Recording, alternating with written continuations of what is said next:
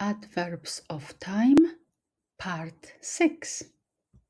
Adverbs of time are used to indicate when something happened or how long it lasted. They include the following. Please repeat after me. Niedługo. Niedługo. Soon. Niedługo skończę. Niedługo skończę. I will finish soon.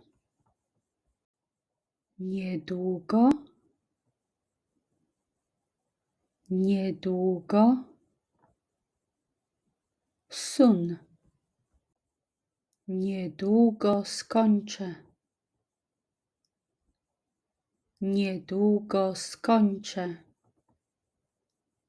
I will finish soon. That's all for today. See you later. Poland, you stay classy.